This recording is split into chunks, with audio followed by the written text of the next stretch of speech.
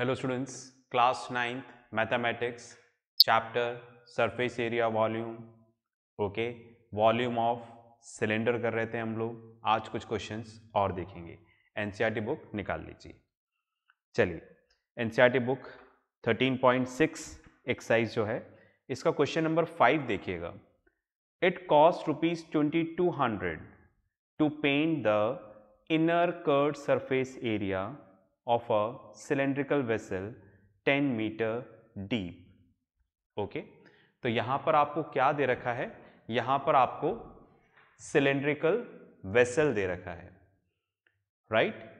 और बोल रहे हैं इसका अंदर वाला एरिया पेंट करना है।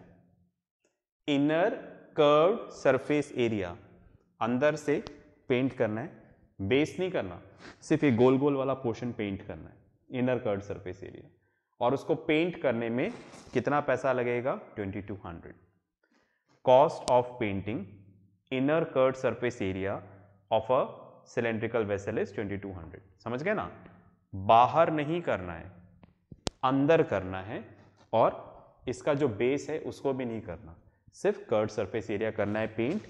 उसका इतना चार्ज लगेगा 2200। और ये जो वेसल है, वेसल की डेप्थ कितनी है? 10 मीटर। मैंने तो यहां पर सीधा लिख दिया depth h equals to 10 metre.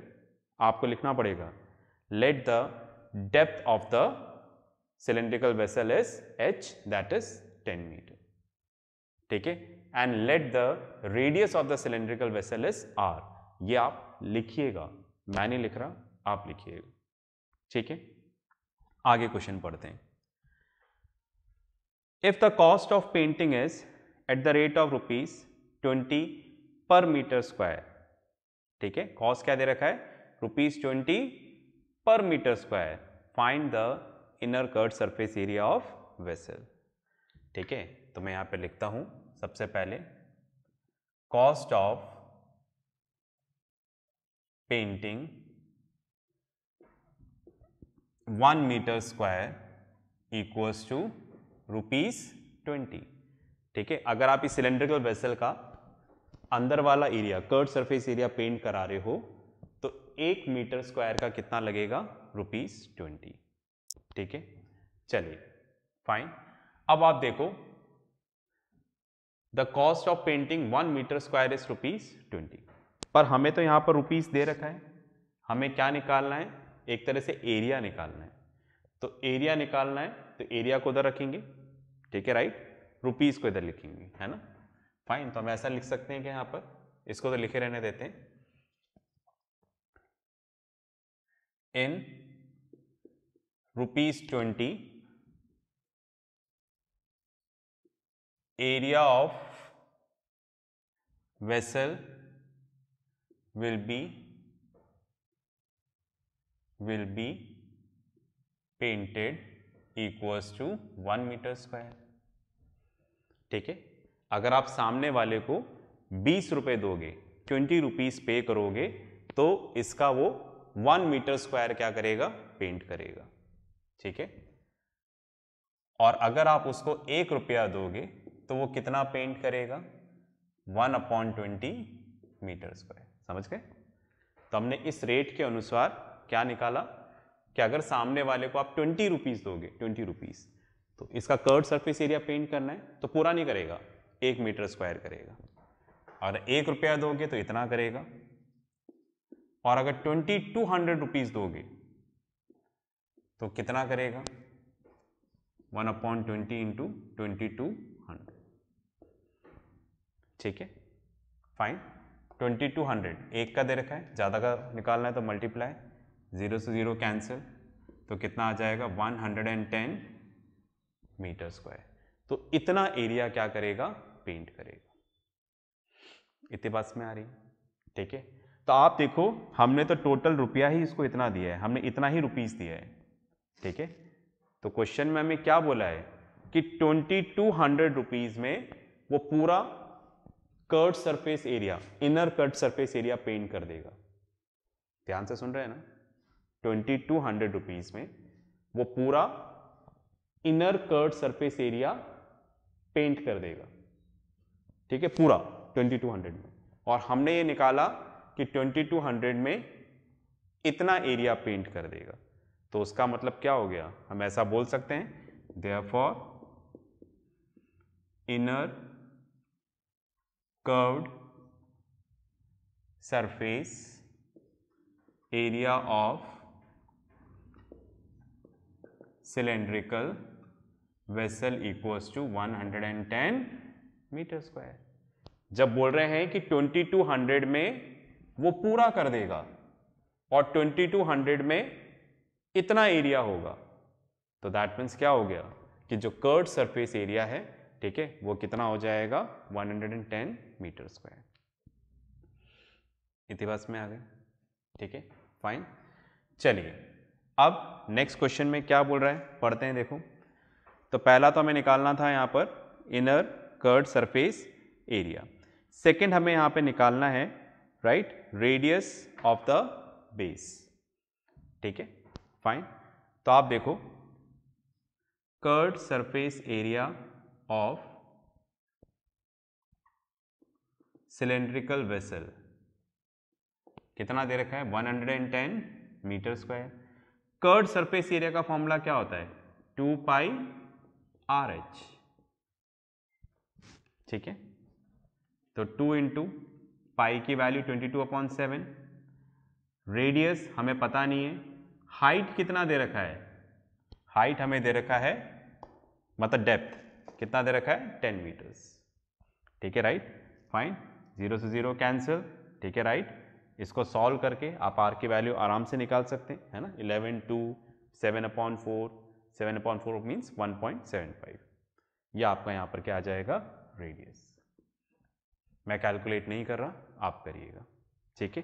Third क्या निकालना है कैपेसिटी ऑफ द वेसल, इस वेसल की कैपेसिटी क्या है, तो उसके लिए आप क्या निकालोगे वॉल्यूम, ठीक है, राइट, उसके लिए आप निकालोगे वॉल्यूम, ठीक है, capacity of vessel pi R²H, R यहां से आ जाएगा, H हमें दे रखा है, पाई की वैल्यू आपको पता है, ठीक है, तो आप उसको कैलकुलेट कर सकते हो, ठीक है।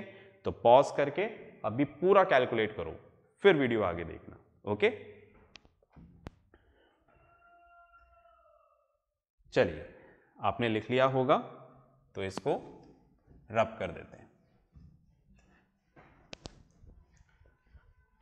अब हम लोग इसमें एक क्वेश्चन और देखेंगे, ठीक है।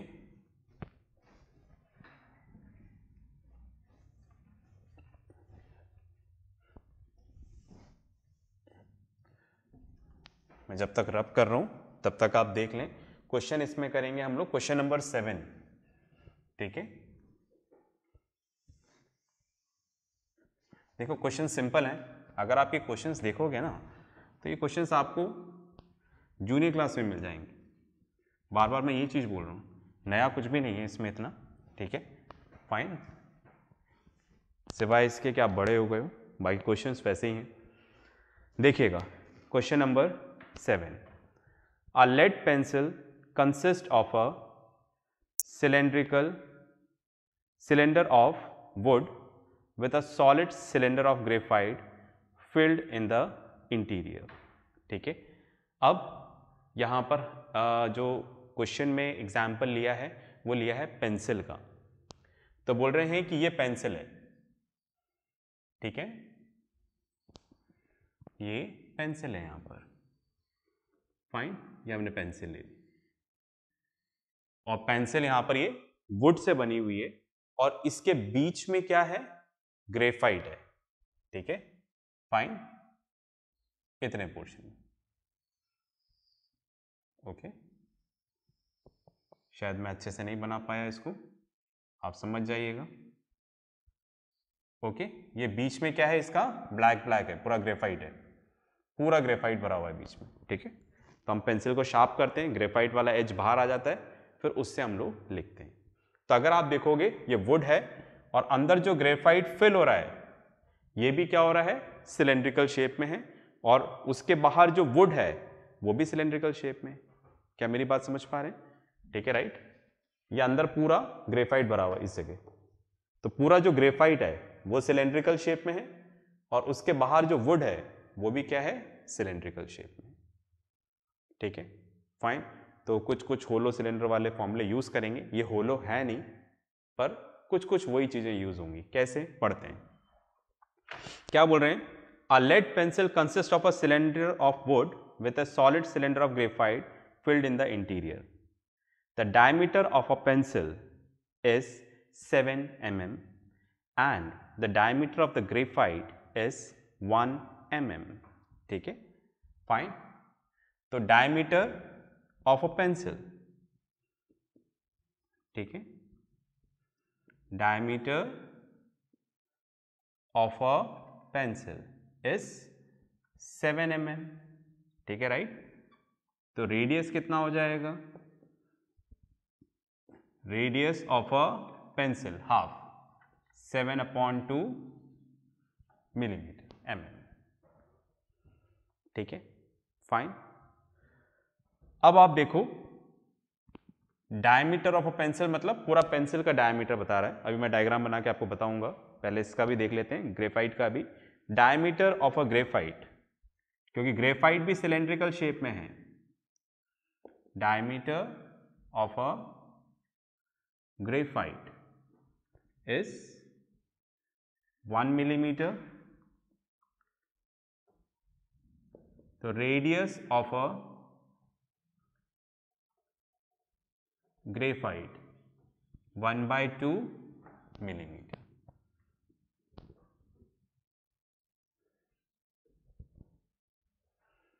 इतनी बात में आ गई, ठीक है।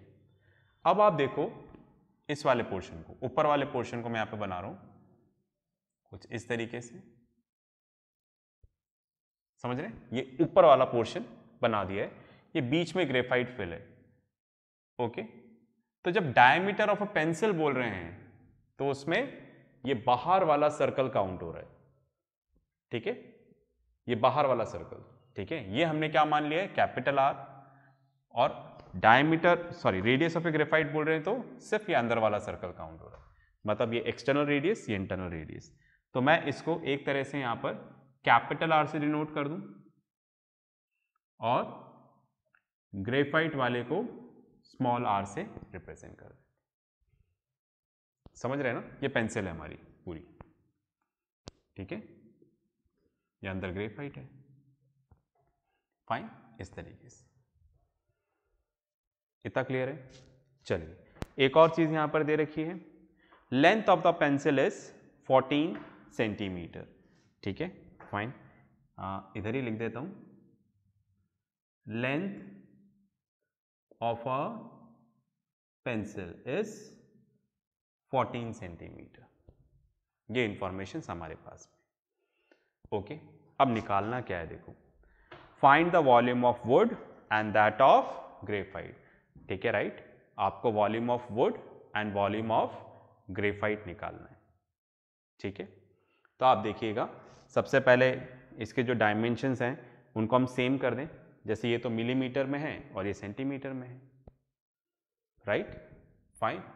तो एक काम करते हैं, मैं यहां पर लिख देता हूं एक बार, ये डायग्राम हो गया, ठीक है। रेडियस ऑफ पेंसिल, ठीक है, राइट, हमें कितना दे रखा है, 7/2 मिलीमीटर। इसको डिवाइड बाय 10 कर दो, समझ गए ना, 20 कैसे हो गया, नीचे 10 कर देंगे तो 20 आ जाएगा, तो किस में चेंज हो जाएगा, सेंटीमीटर में, ठीक है। फिर रेडियस ऑफ ग्रेफाइट कितना है, यहां पर 1/2 मिलीमीटर, इसको भी डिवाइड बाय 10 कर देंगे तो कितना हो जाएगा, 1/20 सेंटीमीटर। अब हमें यहां पर निकालना है volume of graphite, volume of graphite, तो क्या आ जाएगा, पाई r² h। h कौन सा है, ये वाला, लेंथ ऑफ द पेंसिल, इसको हमने क्या माना है, h, है ना। या आप लिख दीजिएगा लेंथ ऑफ द पेंसिल क्या है यहाँ पर, h है। ठीक है, तो आराम से निकाल सकते हैं वॉल्यूम ऑफ ग्रेफाइट। समझ गए ना, वॉल्यूम ऑफ ग्रेफाइट के लिए मैंने क्यों फॉर्मूला यूज किया, बिकॉज इस जगह ग्रेफाइट है पूरा, ये ग्रेफाइट वाला एरिया है। ठीक है, जो पूरा ब्लैक होता है, और ये किस शेप में है, सिलेंडर की शेप में है। तो इसका वॉल्यूम निकालना है हमें, तो वॉल्यूम निकालना है तो पाई आर स्क्वायर एच। ठीक है, पाई की वैल्यू 22/7, आर हमारा कितना है, ठीक है, रेडियस 1/20 स्क्वायर, और एच कितना है 14 सेंटीमीटर क्यूब। ठीक है, राइट, 14 सेंटीमीटर क्यूब, सारे सेंटीमीटर्स में हो गए हैं। ओके, तो इस तरह से वॉल्यूम ऑफ ग्रेफाइट निकल जाएगा। मैं कैलकुलेट नहीं कर रहा, you have to find it out. ठीक है, फिर यहां पर निकालना है वॉल्यूम ऑफ वुड। वुड कितना यूज हो रहा है, तो आप देखो, अगर मैं बाहर वाला, क्योंकि हमें क्या दे रखा है, ये जो रेडियस ऑफ अ पेंसिल बोल रहा है, वुड के लिए कुछ भी नहीं है, पूरा पेंसिल, तो पेंसिल में तो ग्रेफाइट भी आ रहा है, वुड भी आ रहा है। तो ये जो बाहर वाला सर्कल है, ठीक है, राइट, फाइन, इसका रेडियस है आर। ओके, फाइन, तो मैं वॉल्यूम ऑफ वुड निकालना है तो मुझे ऐसे करना पड़ेगा, volume of wood equals to volume of pencil minus volume of graphite. Volume of pencil निकालूंगा तो पूरा आ जाएगा, देखो उसके अंदर ये वुड भी आ जाएगा और ग्रेफाइट भी आ जाएगा।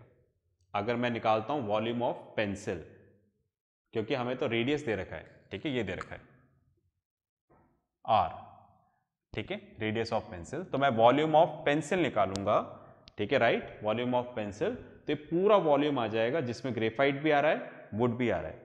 पर अगर मैं उसमें से वॉल्यूम ऑफ ग्रेफाइट मतलब ये माइनस कर दूंगा तो ये वाला पोर्शन बचेगा, तो ये किसका पोर्शन है, वुड का, तो इसलिए volume of pencil minus volume of graphite. ठीक है, तो पाई कैपिटल आर पेंसिल के लिए, और एच तो दोनों में सेम है, पाई स्मॉल आर। ठीक है, पाई और एच कॉमन ले लें तो क्या आ जाएगा, r square minus r square. Pi और एच कॉमन ले लिया यहाँ पर, इसको ऐसे लिख सकते हैं ना, R plus R, R minus R, A square minus B square. Values रखें और इसको क्या करें, सॉल्व करें। ठीक है, पॉज करो, अभी के अभी इसको सॉल्व करो। चलिए, आई होप आपको समझ में आया होगा। तो नेक्स्ट क्लास में मिलेंगे नेक्स्ट टॉपिक के साथ, जो होमवर्क आएगा उसको ज़रूर करिएगा, राइट। तो नेक्स्ट क्लास में मिलते हैं, तब तक के लिए प्रैक्टिस करते रहें, पढ़ते रहें और अपना ध्यान रखें। बाय।